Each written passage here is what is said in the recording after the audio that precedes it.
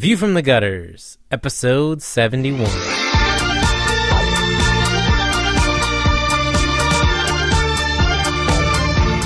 Welcome to View from the Gutters, the comic book podcast where each episode we discuss a collected edition, trade paperback, or graphic novel, and then recommend and vote on the book for the next episode.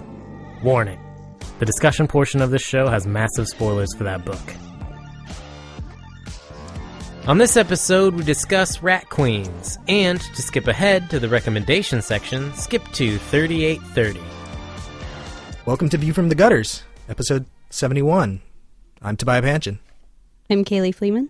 Brant Eddy. And I'm Cade Reynolds. You are not Cade Reynolds. That is a lie. I mean Curbotron. You're not even Ginger. Ooh, I knew you'd bring that up. So, no Chard, no Cade, no Joe. The pile of bodies in the corner getting ever steadily larger. But hopefully they'll all be back soon. Possibly next episode. We are going to be doing a special Point Now episode since the last one was such a big success. So look forward to our second episode on Rat Queens with Chard, Eric Mannix, and some special guests? Question mark? Could be a good time. And after you listen to this episode, write us some emails, make some comments, tell us what you thought about Rat Queens or what you'd like to hear us talk about, and the other guys can comment on that when they do their episode. If Joe were here, he would say also write in about how Toby was very wrong. Oh, yeah, no. I'm not saying that. I'm just saying that that's something that Joe would say. I second that. He's welcome to say it as much as he likes. Second announcement, our contest has now come to a conclusion. So if your username is The Bird Center on YouTube, congratulations, because you won yourself a Batman The Long Halloween Absolute Edition. So get in contact with us as soon as possible so we can get that book out to you. Thanks to everybody else who entered the contest. We're totally going to do more of these in the future. If you have any ideas for contests that you'd like to see us do, contact at View from the Gutters. Let us know. And thanks for playing. So, Rat Queens? Rat Queens. Mm-hmm. Yes. Who Good wants things. to start? Kaylee does. Oh, Kaylee does? Okay. I think Kaylee, you're holding a copy of the book. So obviously you have a burning need, a desire to talk about this comic. Yes, I do. It was, I don't know, it's awesome, first off. Like, let's just get that out of the way. It's a really fun read. It's a really easy read. It's hilarious. Ton of fun. I could go on and on about it. I think my favorite thing about it is that even though it's all female characters as the four leads, it doesn't read as something that's like four women doing their thing. Like, it's just four adventurers doing their thing and making like a bunch of ruckus and a bunch of noise and doing shrooms out in the woods. So you do. Like you do, yeah. I greatly enjoyed it. Awesome. Kirby, what did you think? Well, it was kind of weird because I wasn't sure what to expect because Joe was like, you're going to do the podcast, here's the book, and then I read it today at work in like chunks. But one thing that I thought was really good about it is that it just kind of like throws you into what's going on. Like, it starts with like them and they're like, you're doing this, you're going to do that. And like, as the book goes on, it starts to introduce the characters a little bit more in it. And so I kind of appreciated it wasn't like this big like exposition of this is this person and they do this. It was just like, hey, we're here. Okay, now let's go. We're going to go like kill a bunch of stuff. And then it was gory and I was not expecting it. Was that a plus or a minus for you? It was okay. I just wasn't expecting it. So I was like, whoa, what is happening with this? So I don't know. Awesome. Yeah. Did you have any like particular favorite parts of the book that you liked? Particular characters, like a thing that happened? I don't know. I just like it took me a little while to like process it because, like I said, I was like reading it in between like me doing my job, and so. How did you feel kinda, like, about the brother ponies? The brother ponies. I was like, is that a stab at bronies? I think that has to be. I'm pretty sure it was a brony reference. Yeah. At the very least, if not a stab at them. Yeah. I was either like interested in that or I was distracted by the Daves because I thought that was funny. You like the Daves? Yeah. I was a big fan of Team Dave as well. Yeah. I also like the Daves. I just thought it was interesting because they introduced Brother Ponies as a one-off reference, and then you don't see them again, so you kind of have to assume that they're dead, but they never actually explicitly say that they're dead, and so I kind of wonder if maybe, like, one day the Brother Ponies will show up again, and they'll be like, you motherfuckers didn't even look for us. You didn't care. Yeah. Friendship. Magic. Get it together. Yeah, right? Like, maybe friendship really is magic. It is. Is it? Yeah. Pretty Pretty sure. Sometimes. I'm pretty sure our friendship is magic, so stop lying. That's fair, but we have a special friendship. One that is our combined hatred of Joe. That's You're true. just stuck with him. Only by her own choice, though. I don't know that I would qualify that as stuck. I don't know if that was a choice. I don't know who would choose that. Have you ever heard of shotgun weddings? Little session time here at View from the Gutters. Lay on the couch. Tell us how you feel. Who would want to marry a shotgun? That just seems weird. What do you mean? Supportive, protective, relatively reliable. I suppose that's fair. I suppose it has a tendency to infidelity in so much that it can be wrestled away from you physically, but it isn't going to go seek other partners of its own volition. Well, you don't know that. Well, last time I checked, none of my shotguns were sentient, but you're right. I don't know that for sure. You've never had just a shotgun just walk away from you? No. I haven't. I swear it was right there, and then it's fucking gone, and then all of a sudden, fucking it's at Billy's house. What the hell, Billy? Yeah, I'm pretty sure I'd blame Billy at that point. Pretty sure Billy's a whore. Well, you know what they say about Billy. That shotgun was a lying, cheating bitch, and I never want to see it again. That's all I'm saying. That's all I'm saying. That's fair. Interesting. So, Brent, what do you think about Rat Queens? How do you feel? I mean, you and I think more than anybody else here, Kaylee has played role-playing games because I've seen her do it. Yeah. I've witnessed it firsthand. But you and I have been playing role-playing games together for well over a decade at this point, beyond our individual careers before and after that. Right, which... And so on that level, I was kind of interested to hear your opinions on this book. I have lots of opinions on this book. Many of them please do good. share. Some of them are kind of... The question marks from Metal Gear Solid just kind of erupt over my head sometimes. And occasionally an exclamation point. I like the book. I like the premise. I love the gore. For those who listen to I can't remember what episode it was. It's probably been 2 or 3 now. I actually recommended a webcomic called Oglaff. And I love that comic because it has this weird kind of tongue-in-cheek humor about role-play, about fantasy tropes that come up in role-playing, especially around the variety of, like, we are adventurers and we go get loot and fight stuff, and how that basically is a sociopathic enterprise. Like, you met people in real life who are like, well, we go kill people and other creatures and steal their stuff for our own betterment, and then we come back into town and get into drunken brawls. You'd be like, wow, you're crazy. And so I love the fact that this book kind of embraces that. So actually, my favorite part, which I wish I could remember exactly where it was because I handed you back your copy, is there's the scene that's kind of building up to the big throwdown between the troll girlfriend and her warriors and everybody else, and the Team Dave shows up and is like, and Team Dave is here. Who here asked for Team Dave? And like the Herald, the Guard is like, not us or whatever. And it's like, shut the fuck up, Herald. It's Gary. Gary, yeah, that's right. And then next issue, it's like, shut the fuck up, Gary. +5 against everyone named Gary. That's right. Yeah. But seriously, fuck that dude. Yeah.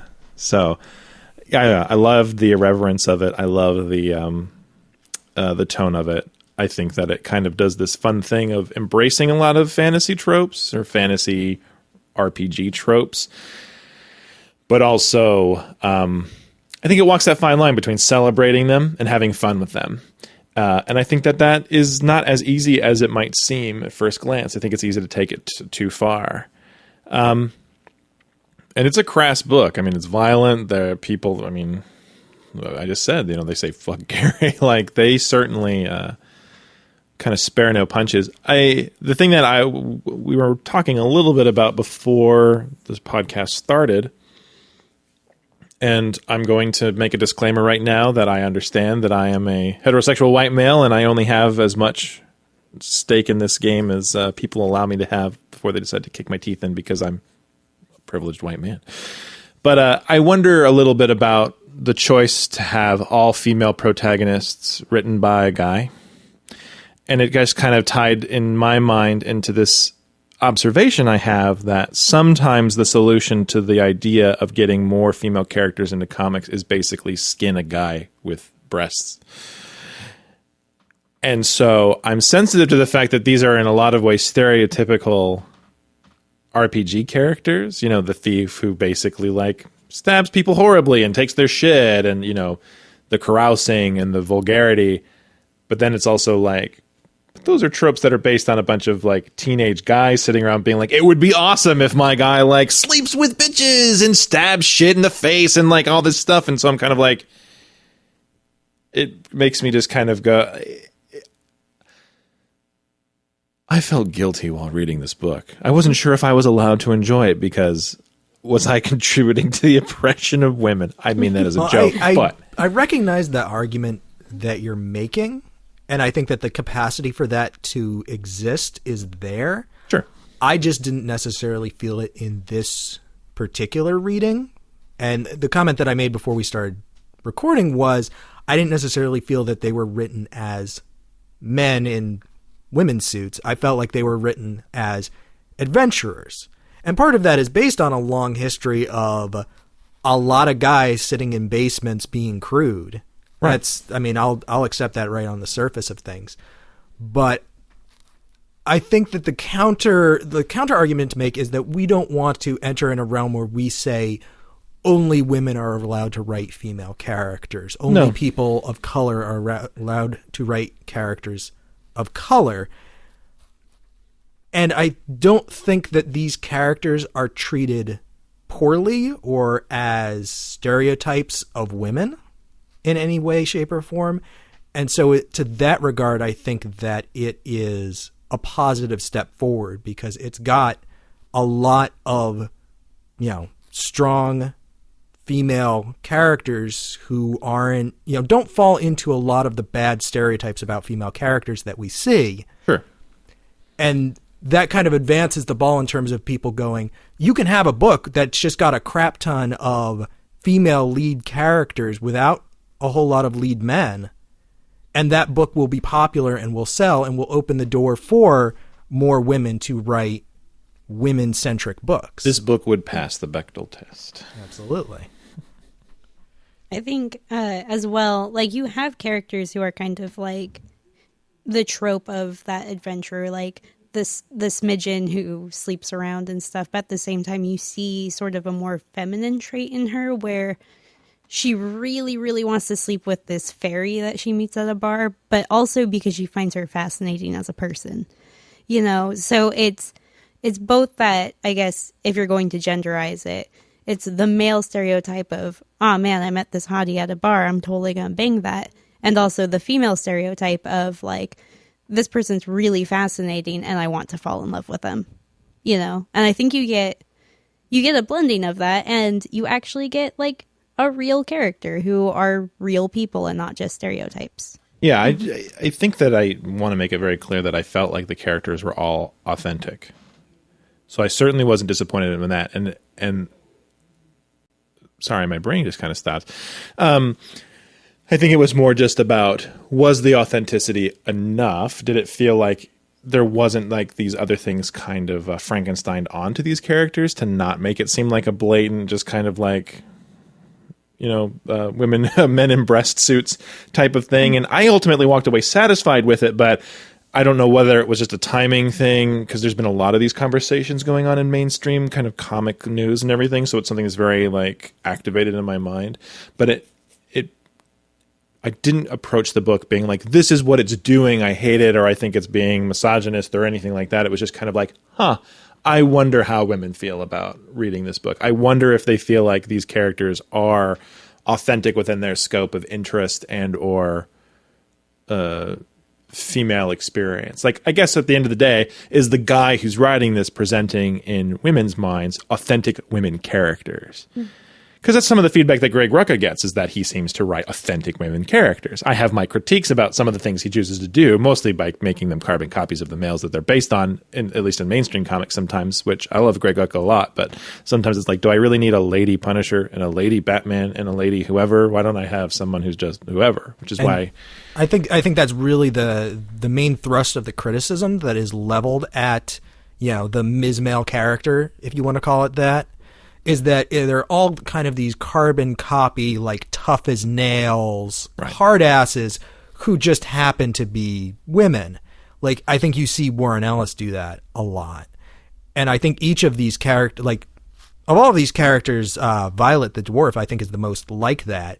But she's just one out of many characters, and all of them are displayed as having other traits in addition to that. The smidgen Betty that we were talking about, like, yeah, she's the crazy thief who likes to steal things and do drugs and sleep around, but she's also kind of the emotional heart of the group. Like, she really wants everybody to get along, and it bums her out when the other members of the group are fighting or are distracted by bullshit. Like, these characters feel three-dimensional to me, and I think on that level, like, they're good characters regardless of who's writing them. Yeah. Actually, it's Violet is the dwarf, right? Yeah.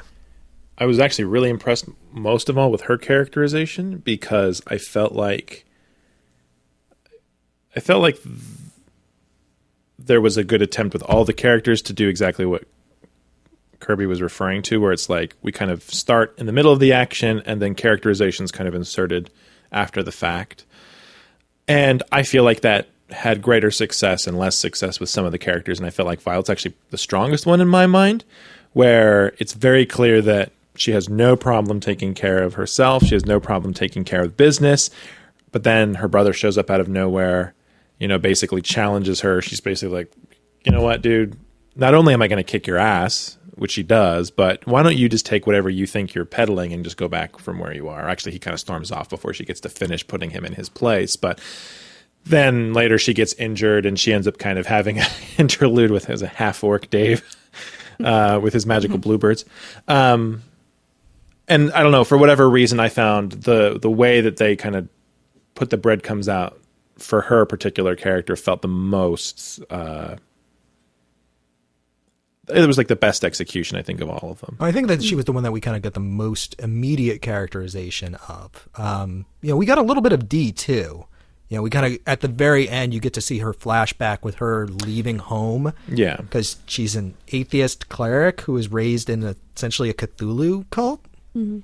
Which is another level on which I really appreciate this book. Like, it's obvious that they have backstories for all of these characters. Right. Whether or not we're getting them immediately. And I think that informs their characterization. So, like, we know that Violet's got things going on with her past. And the fact that she shaves her beard as a dwarf and considers that, like, this is a specific thing that I'm doing to critique my culture. And, we have a little bit of Dee's history. And we have kind of like the very briefest glimpse into what's going on with Hannah, but we don't really know anything about Betty. And as this series is going on, like, I'm expecting all of their backstories to be investigated a little bit more. And the way that the artists are building up the town of Palisade, like, I think you're going to get more of these other characters. Like, it feels like what could be a very robust setting if they wanted to do spin-offs about the Brother Ponies or the Four Daves or whatever. I think with Rat Queens you get, and this is my opinion, so take it as you will, they did the best form of writing and choosing a story, which is to write the characters first. And then the story from there would evolve. And so when you read it, even right as you're introduced to these characters, like just the way that they're postured, the way that they like handle criticism, like when what is her name? Hold on.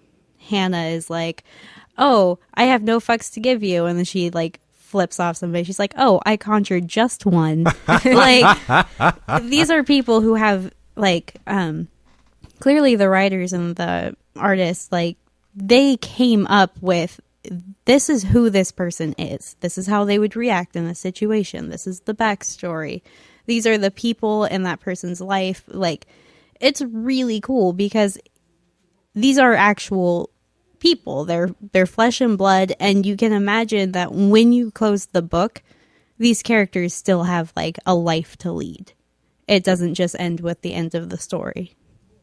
I'm excited to see what happens next. Like at the end, like Toby was saying, I can really see this turning into something that is really, I mean, it's cool now, but like continuing to be cool and not really like teetering off anytime soon. Because they could have like, you know, people come back like they did with the dwarf or the ogre. What was that? The troll. The troll. Yeah, that's right. Dwarf, and then ogre, troll. You know that thing One of that them like came things. back and was like, "Hey, you killed my boyfriend." Yeah, actually, one of the things that I really liked about the book is that it is this weird fusion between all these kind of tabletop tropes, and then of course one of the jokes that gets thrown around the RPG community sometimes is the lack of the word verisimilitude. Like, Yeah, verisimilitude. is, you know, so everybody in the book is talking very like modern, right? Like I only managed to get, you know, here's how many fucks I have. Oh, I just managed, you know, like they insert Just- like I conjured just one, but it's Just still like real quick, for anyone who doesn't know, verisimilitude is the appearance of reality. right. So, So yeah, instead of talking in ye's and thous and all this stuff, they're very much talking in a way that we would talk. yeah, in a I actually wanted to contemporary setting. mention Barry has a half sleeve tattoo, Yeah. which is like a very modern thing. So I liked that, but I also liked that on the flip side, you know, the troll coming back is like, you fucking killed my boyfriend. Now I'm just going to roll up on your town and just break shit, is kind of almost a very, you know, in some ways has a kind of a more contemporary feel to it. But the opening of the book is very like old school, almost kind of, you know, advanced DMs would never open a story with bar brawl and someone railroads you into an adventure. Like sheriff is like, you're going to go over here. But it works in this setting because it's like, we even in those first few pages, it's like, okay, we have all these adventuring groups. We are just so fucking tired of these guys breaking our shit constantly. You know, you don't even get a choice. Look, you 3, you're going to go over here. You 4, you're going to go over here.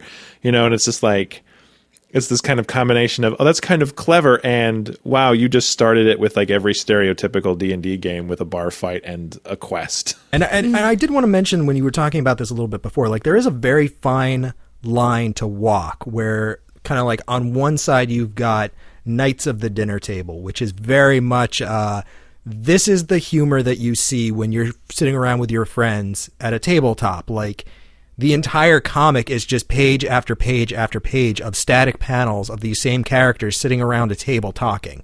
They never move, they never do anything. Like it's very much that thing. And then on the other end you have the more, I guess I want to say like traditional fantasy, where it's taking the setting and the characters and some of the elements from something like Dungeons and Dragons and going, what if we were telling like a real fictional story set in the setting? And it's kind of very like bog standard fantasy. Nothing is interesting about it. Nothing really makes it stand out. And this manages to kind of walk that very fine line between those two poles where it's kind of doing the gaming humor, but it's never like, these are characters in a role-playing game. But it doesn't feel like bog standard fantasy on the other wing either. It's kind of got this middle path that it's running that I really appreciated. I feel like it makes it more accessible. Like it's like a Pixar movie. You know, there's something for everybody, no matter what your level of engagement is with the material. So hardcore RPG nerds like myself will get a rise out of all the weird, like +5 against Gary's, you know, like kind of stuff that some people might be like, well, okay. But the rest of the story and the rest of the interactions and everything else make it so that you're just like, okay, I don't get that, but the rest of this is hilarious, so that's fine. Yeah, it feels very organic. I think go I'm ahead. sorry, go ahead. Oh, I think it also takes the things that actually makes role playing fun, and puts it into the story. Because a lot of times when you say like, "Oh, well, I role play," people are like, "Oh, you just like play Dungeons and Dragons and do like stupid quests." And it's like, they're stupid, but not in the way that you're thinking. They're stupid because they're ridiculous situations, and we're swearing at each other. And I just threw my my guildmate out a window because she won't stop talking. Like that sort of a thing. And it's a ton of fun, and I think they do a really good job of making that obvious that that's what playing those games is actually like. Yeah, it totally feels like the situations that you get into painted in the way that they would actually appear to somebody who was sitting there, where it's like, holy crap, that person's arm got like broken into 6 different pieces and then they got all their hit points back and they're totally fine. Like that would actually look kind of weird and gruesome. And I also noted, I didn't notice it the first time, but I noticed the second time that when Hannah is telling the story about fighting the troll later, she totally fucking lies her ass off about what she did in that fight. Because I think she's talking to Sawyer, the captain of the town guard, and she's like, "Yeah, I totally cast all these spells and kicked that thing's fucking ass." And it's like, no, you got your arm broken and thrown across the clearing. She did that thing that most role players experience, where one person at the table is like, "No, we should do this plan," and then totally gets their world rocked, and then everybody else is like, "Okay, so we're not going to do that. We're going to try to do something else."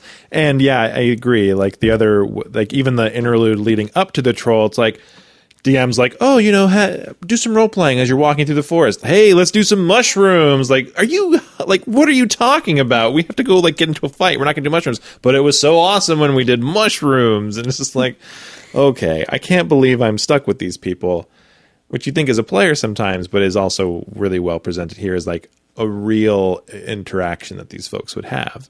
And in some ways, it's almost like I've never necessarily seen very many convincing arguments why you would have a bunch of people like go into a dungeon, slaughter a bunch of things, come back, get drunk. Like it kind of halfway makes sense. But this book does a really good job of actually contextualizing, because it's like if you're an adrenaline junkie basically, and you're getting into these horrible fights, and you had your arms snapped up, and you're having to be healed, then you're just like, you know what? I'm going to get high, I'm going to get laid, and I don't really care what happens next, because wow, that was so screwed up. And I guess we'll do it again tomorrow once we get bored, because there's nothing really else to do. And there's also the obvious sense that none of these people were like entirely mentally whole to begin with. Like they all have, family issues or emotional adjustment issues or something. I also like that the reaction from the town feels legitimate. Like, we hate these people. Why are they here? And even at one point in the very beginning, one of the characters is saying to the captain of the guard, like, "Hey, we keep this place safe." And he's like, "Yeah, you did. And now everything's dead. And you basically are ruining the town constantly. So maybe you need to not be here all the time." Yeah, totally. I also wanted to talk about the art, because... Oh, I love the art in this. For Yeah? Sure. Yeah. I really liked it. That's one thing I noticed. What did you like about it, Kirby? I don't know. I just thought it was cool. Well put. I really love the character designs all through this, just all the different costumes that they have. Yeah, I like that they changed their clothes. Yeah, totally. That's a big thing. They change their clothes. Like, there's a lot of women in the book. Like, some of them are more sexualized than others, but even the ones that have more like exposed skin feels within a realm of like, yeah, somebody might wake up one morning and be like, "I'm going to totally wear that because I'm adventuring and whatever." But it's not like, I always think of the Funny or Die thing, where it's the woman in the chainmail bikini and the guys are like, "It covers all of the important parts." And she's like, "You mean like my vital organs?" So it's like, I feel like, yeah, it did a really good job of kind of presenting a realisticness to it. Well, the thing that first like got me interested in the comic, that made me pick it up and go, "Oh, what's this all about?" was Hannah on the cover, and the fact that she's got like a very rockabilly style. And, rockabilly elf wizard lady. Is she an elf? Yeah. Yep. I don't think I've ever noticed that. She has giant fucking pointed ears. I don't, for whatever reason, They I even never say, like, because she doesn't see something coming, and she's like, "You bitch, you have elven eyes. Elven eyes." Okay. Can I tell you right now, in a moment of shame, that I read that as 11, and I thought it was some reference to her power, because I also read this at work. I was reading it quickly, and so I thought it was because there was already an interlude at that point about her magic kind of being, weird, and her going all black-eyed and all this other stuff, and it was just kind of like, some term for something. I missed. Yeah, no, they totally didn't catch the pointy ears or the 11 eyes. She's like, "Yeah, I got elven eyes, but my mom was nearsighted." Like, that doesn't mean jack shit. Now no one's going to trust anything I have to say. Nope. That Brant guy seemed observant, but if he can't even read the difference between 11 and elven, let's not listen to him at all. But, the artists have been really cool, and they've gotten a lot of fan support, and they've actually started like their own line of clothes kind of based on some of the designs in this, which I think is a really interesting. Yeah. No, they have a web store. You can get some of this stuff. This would be a good moment when all the microphones would kind of account. thump out, and then all of a sudden there'd just be like "We'll be right back." Kaylee comes back. Okay, so you're right. They're awesome clothes. What is it? The thing that they would always do on The Simpsons, where like somebody would run off screen, and then you would hear like thump, thump, thump, thump, thump, thump, thump, thump, thump, door slam, right. Car doors starting up, car driving away. And then Kaylee coming back wearing 5 shirts. Always one of my favorite bits. It's really warm in here. Well, you are wearing 5 shirts. Well, But, I mean, yeah. there's like a corset that I'm looking at right now I really want, and like a necklace. Damn it. These guys have your number. And you're not the only one, though. I mean, this stuff is pretty popular, and I love the fact that they're kind of thinking about that. You know, they've got really great character designs. The art is like, the line work is really sharp. There's some really vibrant colors. Like this is not simply done. Like, they've obviously put a lot of thought and a lot of effort, not just in terms of producing the comic book, but in terms of developing the world and going, these are all of these characters' different styles. Like, Now, when do these they are become how that intellectual dress. property magnates and start farming out opportunities to play in their sandbox? Hopefully soon. I want a 4 Days comic right now. Yeah, I kind of do too. If for no other reason than I think that it would be really funny to have a comic where all of the main characters are named Dave. Yeah. I'd read it. Yeah, there's a lot of fun things that you could do with that. Well, at least in one issue. I mean, it might get old after more than one issue, but so maybe a Team Dave miniseries rather than an ongoing. Sure, just do a Team Dave one shot. Yeah. Yeah. All right, awesome. Do we have anything else to say about Rat Queens?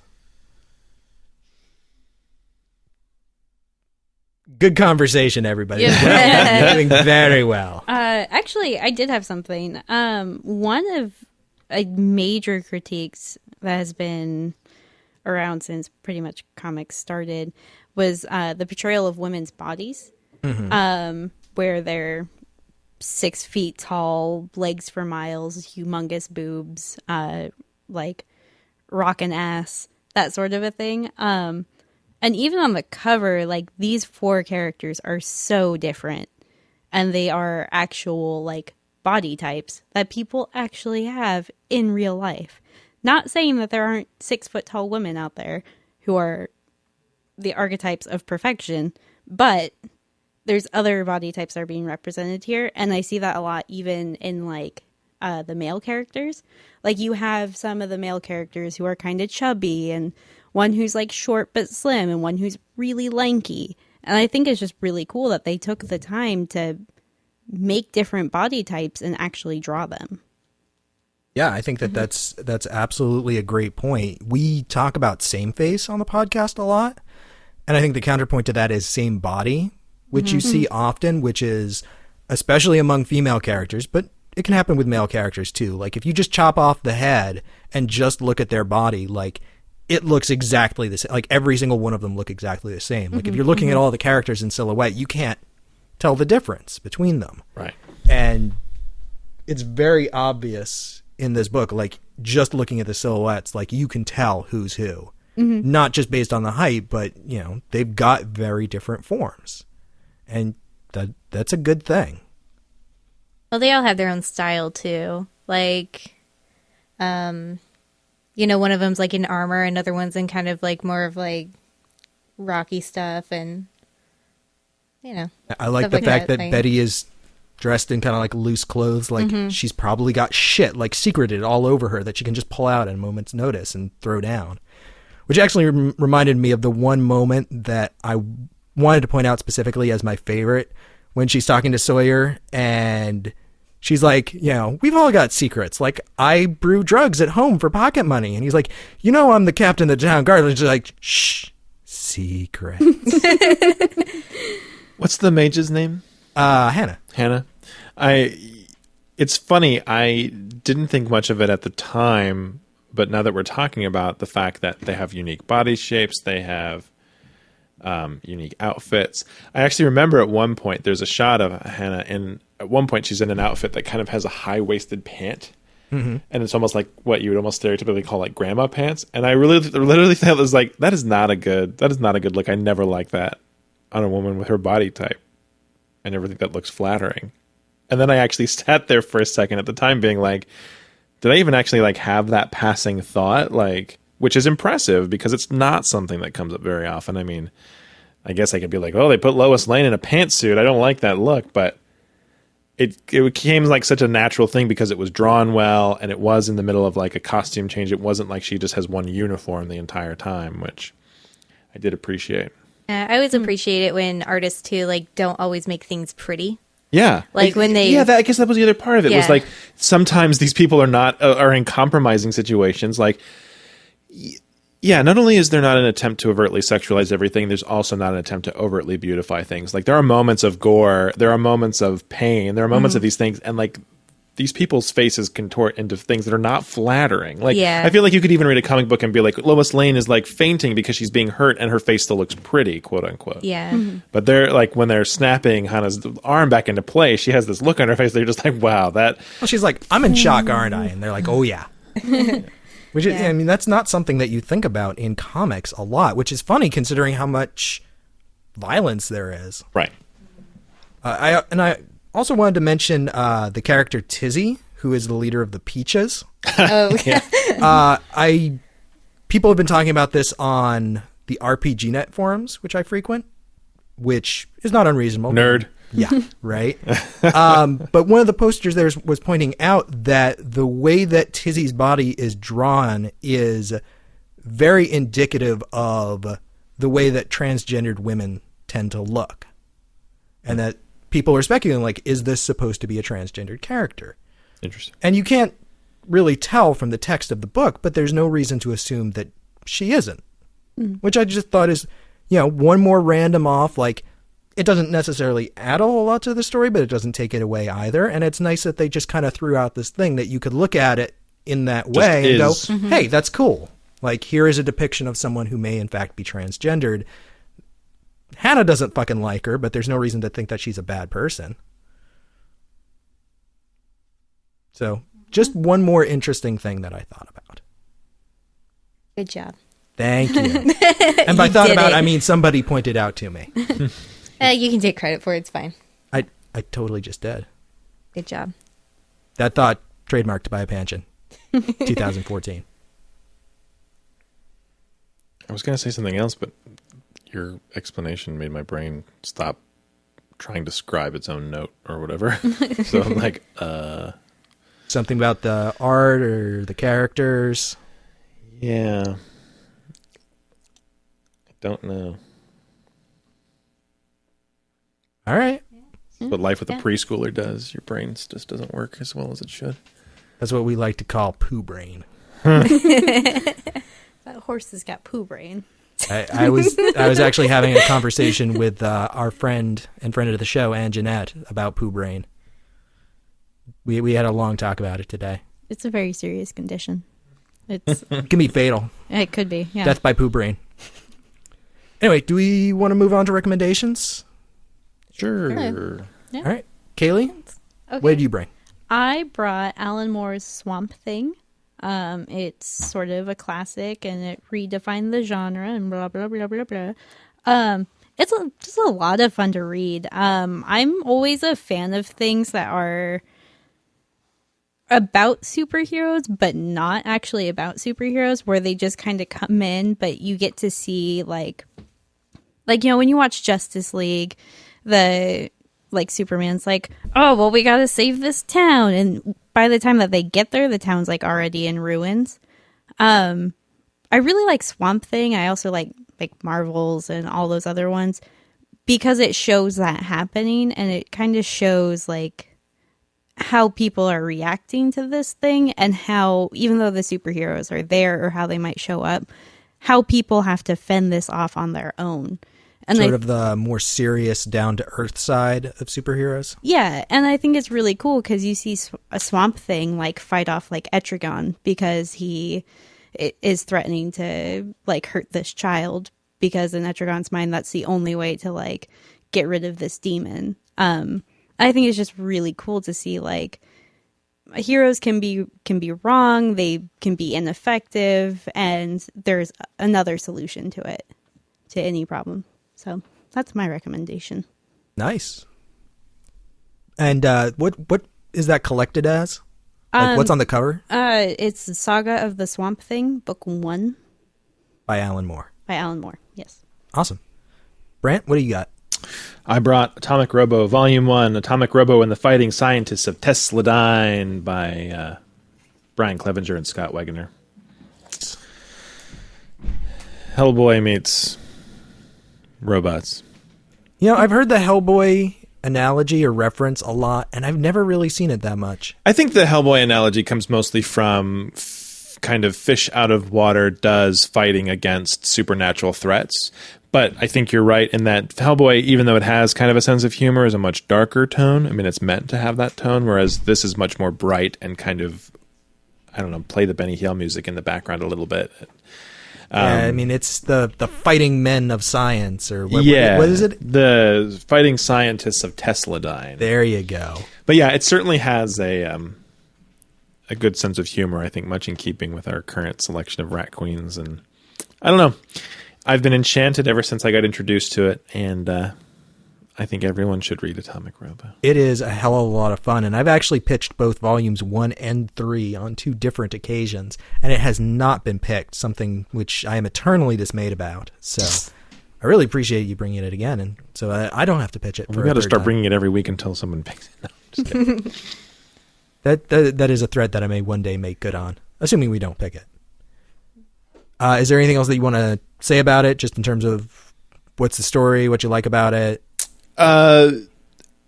This particular, actually, all of the collections have kind of 1 or 2 different threads through them. This initial one is mostly about introducing the character and then kind of just setting the tone for the series to come. The thing that I like about it is that I think they do some good visual tricks in addition to it just being kind of a fun story. Like, I've seen interviews with Brian Clevenger where he's like, you know what, I just kind of wanted to write something that had kind of this mix of pulpy science and kind of great action and just something that people would pick up, have fun reading, and kind of walk away from. And I think it does that. Like, I don't walk away from reading Atomic Robo thinking that I've read Descartes or anything like that, but I really enjoy it for what it is. I think it is a lot of fun, and it does a lot of clever things. And I'm kind of always constantly impressed when a creator can kind of take elements of some things that might be old hat to a certain extent and put them together and put a fresh spin on them and make them fun. So. Awesome. And I will throw this out there, if you haven't read Atomic Robo at all, if you go online and search for Atomic Robo versus Dr. Dinosaur. Oh, God. They did a free comic book day issue a while ago, which is just like a short 8-page story that introduces Dr. Dinosaur, which you can find free online, and will give you kind of a sense of what Atomic Robo is all about. And if I remember correctly, that has, I think, the single greatest moment, in my opinion, of all Atomic Robo, which is the visual light trick about him being held in the force field, I believe. Oh, yeah. It's like a 6-panel joke where basically Dr. Dinosaur flips a light on and off to make the force field he's holding Atomic Robo and seem more impressive. But the way Clevenger presents it, or had Wegener draw it, is just kind of hilarious. And so good. I want to have so Atomic totally Robo's free. babies. So many babies. Kirby, what did you bring? I brought Here Comes Daredevil by Mark Waid.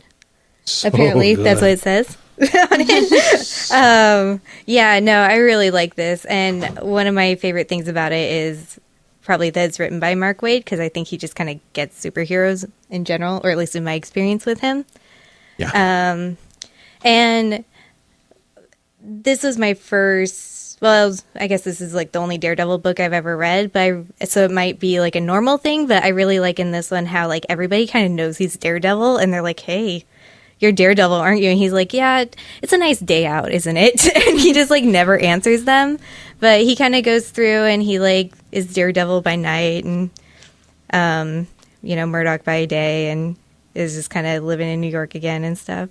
Well, it's kind of been an ongoing thing for Daredevil, where his identity has been like revealed at least once, if not a couple of times. And he's like, no, I'm totally not Daredevil. I'm going to sue you because you keep saying I'm Daredevil, and that's slander. Like, Yeah. he's fought against it for a really long time. The thing that I really enjoy about this series is that I think Wade does that kind of nice mix of getting superheroes and getting the specific superheroes he works on, but also sometimes saying, what can we test about the way that this superhero has been used? Not change what they are, but change kind of their circumstance. And so from my perspective, this is such a great read because Daredevil's been a pretty dark book for the better part of a decade. Like his identity has been exposed, and it's been exposed in ways that are kind of shocking and horrible and really unfortunate. And Wade kind of was like, maybe Matt Murdock would actually like to have fun. Like maybe he could embrace an existence as Daredevil where he's not like totally bummed out and having a horrible time constantly. Not to say that the other stories aren't great. I believe the story that preceded this was when he was taken over by an ancient hand spirit and became like the Ninja King of New York. But I just like this particular run because Matt Murdock is like kind of reinvested in Daredevil in a way that seems like he actually enjoys being that character in a way that it's been kind of a tribulation for him in the Marvel Universe for a while. Yeah, Daredevil had kind of a shitty path in life where he kind of started out as, and I hate to say this, a Spider-Man clone. Like there wasn't really a whole lot differentiating the two of them. And then Frank Miller took over the character in the very late 70s and early 80s, like 79 to 80. And he took that character in a very dark direction, as Frank Miller is wont to do. And that run was incredibly popular to the extent that everybody who has done Daredevil since then has kind of tried to copy what Frank Miller did and be like, I'm going to make his life be terrible all over again. And Joe likes to talk about how like he's seen that story done over and over again. He doesn't want to see it anymore. And Wade is kind of the first person to just take Daredevil and go, no, he's going to be happy. Yeah, he seems really pleasant. Yeah, he's going to like go out and have fun and be a superhero. It's pleasant. So it was kind of a change up for him. And and the volume that you have, that is the hardcover that I believe is the first two trade paperbacks worth. I'm not sure if it's 12 issues or 24. Hold up. I want to say it's 12 issues. I think it's 24. This is one. Can I see it for a second? Yeah, you could probably find it faster. Is there anything else that you wanted to say about it before we move on? Oh, who's the artist on that series? Paulo Rivera. That's right. Paulo Rivera's art is very cool. Yeah, that's one of the things I really like about it too.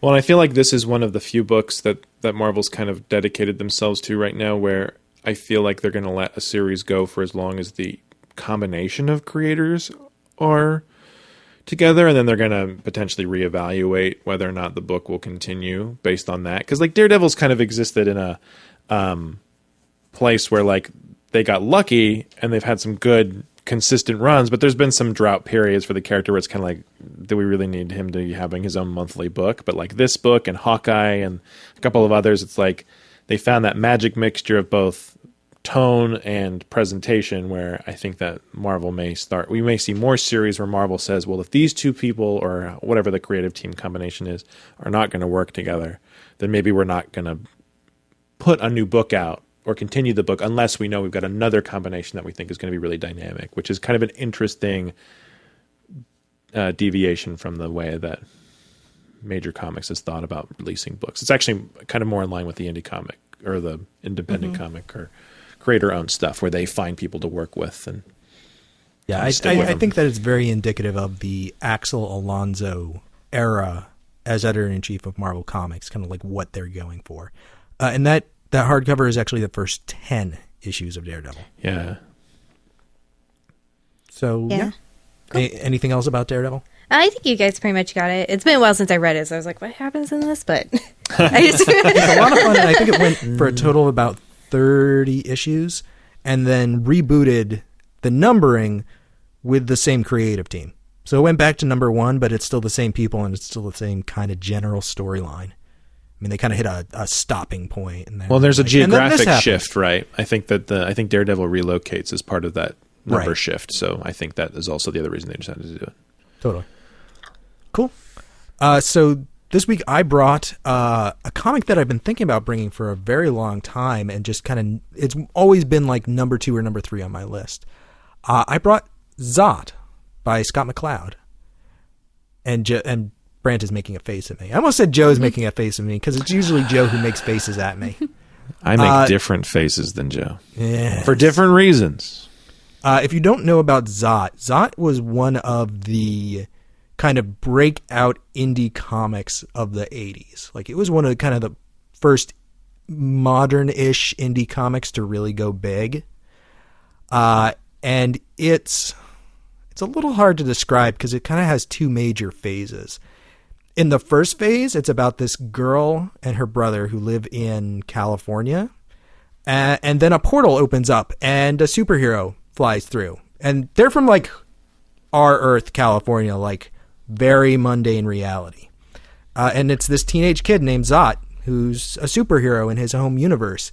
And he decides to take them through the portal for funsies. And they go on all kinds of crazy, like, science fiction superhero adventures. One thing I remember about that too is he's like super naive about everything. Oh, super duper naive. He like has no idea what's happening. Everything will be work out. I'm sure that they're a good person. Like, let's just have fun. And like really doesn't understand anything like serious or that there could be consequences for things. And they kind of go around having superhero, lighthearted science fiction adventures for a while. And then the comic enters its second phase where it like goes black and white. And they go back to the mundane Earth, and Zot comes with them, and they live on our Earth for a while. And Zot kind of gets a dose of what our reality is like when he tries to go out and be a superhero. And so it's a really interesting story. Did you say it was by Scott McCloud, too? It is by Scott McCloud, yes. That's important.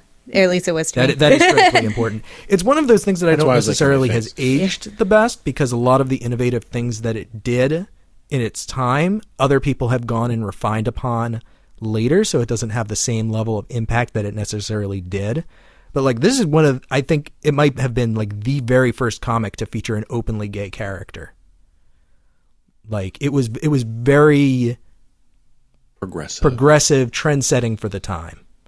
And I think it's an important comic to read to appreciate the evolution of comics in the 80s, along with some of the other things that we've read, like The Dark Knight Returns and Crisis on Infinite Earths. I think that this is very representative of some of the themes that were being built up in independent comics in the 80s. So that's Zod.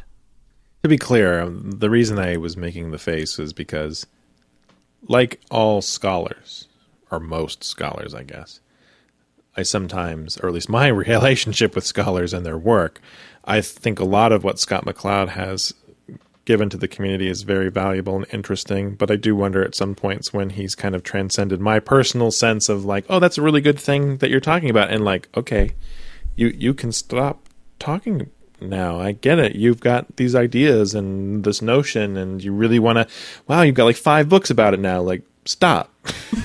Well, I get it. I think that that's really present, not so much in his first book, Understanding Comics, but after that, he did a couple of other reinventing volumes. And, yeah, I can't remember what the third one was, but there were 3 of them. And by the third one, he had kind of gone down a rabbit hole of, this is what I think comic books could or should be. Mm-hmm. That isn't necessarily where they have gone or could have gone or should have gone. Right. But within the work of Zot itself, I think he does a lot of interesting things. And I think Understanding Comics specifically is a really good guide for somebody who hasn't really studied comics in depth to go, okay, here are all the basic things you need to understand about what comics are and how they work.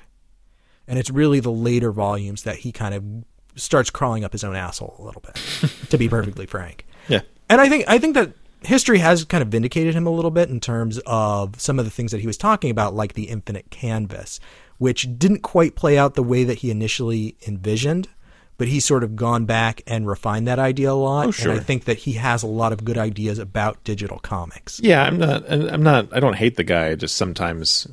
Well, he does get a lot of hate, and so I kind of feel a little bit of a need to defend him. Yeah. Because I don't think that all of his detractors are necessarily fair in their critiques. Well, and I think realistically, part of the other problem with that is that how many other people are there talking about this? Like, as somebody who actually has done higher level academic work around comics, I can tell you that like there are folks out there. So it's not like there's nothing, but it's not like most other fields where you can find a very robust group of peers to have high level conversations about. And comics falls into that weird kind of, it falls into a cross section with a couple of different issues where it's kind of, it gets poo-pooed by certain sections of academics because it's a more of a pulp culture phenomenon, the way that certain kinds of film gets kind of cast aside and not talked about seriously except by very devoted folks. And then, of course, it's got its issues as being kind of part of this artistic tradition, but then not necessarily being considered art in the same way. And then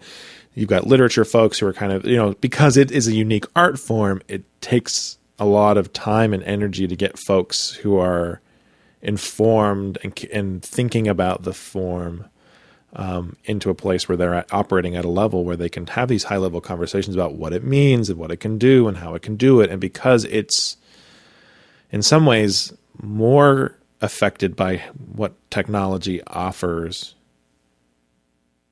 again, compared to things like music and film, I think that also makes that conversation more complicated. So yes, I think Scott McCloud has earned his due. He shouldn't necessarily be derided as much because is anybody else out there talking about it the way he has? And, some people, yeah, but I think there are a lot of detractors who are like, blah, blah, blah. I don't like what he has to say. And it's like, well, what are you saying? But it's the nature of critics sometimes. That's why I actually read it to begin with. I never finished it, but like I started. Is it Zot or Understanding Comics? I read Understanding Comics, and then I was like, oh, I should probably read the actual comic this guy wrote, and then I got like halfway through it. I didn't get to like the hardcore part, but I remember the beginning when he would like come and he was just like, I'm Zot, woohoo! Yeah, well, when I was a kid, we only had the very first printed volume, which is like the first half or the first third of the color part of the comic book where they're in the alternate universe. And so like much, much later, I heard people talking about Zot and I was like, oh, I love Zot. And they're like, well, what about this and this and this? And I'm like, when did that happen? I do not remember that. What the hell? What happened in this comic? But, we can talk about that when we actually talk about Zot, if we ever actually talk about Zot. No. Shake head. Not happening. Understanding comics, making comics, reinventing comics. But then I forgot about this. He actually has been writing, or had been writing, Superman Adventures. Interesting. The all ages Superman story stuff. And are they still doing that even? I think it got canceled recently, but I know that it was out as late as last year. Interesting. So Kaylee, what are you voting for? I'm torn a bit. One hand, I really want to read Daredevil. Other hand, Atomic Robo sounds really good. It is really good. I have not read it. I haven't technically read Daredevil either. All I've seen is the really shitty movie. But, oh God. Batman the prequel? I was trying to figure out how I can make a joke like that. Batman the Batmaning. My father still says that Daredevil is a good movie, and I love my father, but he's wrong. So wrong. I never thought that it was like 100% horrible. It just wasn't that good. It wasn't that good when it came out. You go back and watch it now, and you're just like, oh, God. Yeah, that's probably Oh, my God. Oh, I remember God. watching it as a kid in theaters, and Evanescence came on, and that was like the coolest shit ever. And I was still so like excited. When did that come out? Was that like 2000, 2001? I don't know. I think it was a little bit later because I think I was old enough Was it to after the first know Spider-Man what things movie? were. Okay, then Pretty it had to sure. have been like 2003 or something like Yeah. that. I think I was in like 4th grade or something when that came out. Oh, so. God, don't fucking say that. Yeah, you're 10 years older than me. Oh, God damn it. I think I'm going to go with Daredevil. 2003. 2003, there you go. Well, good And job, a vote Toby. for Daredevil. Well done. Brent, what do you want to read? Atomic Rope. No. Can't vote for yourself. I mean, let's face it. I'm a Mark Waid fanboy, so Daredevil it is. Kaylee, what are you voting for? I mean, Just for reference. well, since Kaylee already voted, maybe we should ask Kirby what she thinks. Oh, God damn it. I know. I was like, I wonder if he meant me. Don't make me bust out the L word. Okay. Private joke. Don't do it. No one else Wow. allowed. Even more things to Clubhouse layer on only. this. I think that I'm going to go with Atomic Robo. Because that was another one I started and never finished. So let's go there. Awesome. Well, I'm also going to vote for Daredevil, which I'm sure will make Joe very, very happy when he hears about that, because he's been wanting to read this book forever. It's a good book. It is. Our copy is signed. I was gonna So, say, his Next week, Daredevil, the first 10 issues, whatever form you want to pick that up in. But before that, episode 71 Point Now, with a bunch of other people talking about Rat Queens to tell us what they thought. whatever they think that is not the same as us is wrong. And Yes, bad, true. and they should feel bad for thinking it. Also, Yes. make sure you comment about how bad they are. Yes, you should totally send us comments, post on Facebook, tweet us, do anything that you need to do to tell us what you thought about Rat Queens or respond to what we've said. And those guys will respond to it and Carrier talk about how pigeons wrong are that also we were. accepted, as well as owls, not cats. I'll accept cats. I'm done with cats. And go pick up some Rat Queen swag because it's actually pretty cool. Sweet. I'm going to go look right now. Bye, everybody. Bye.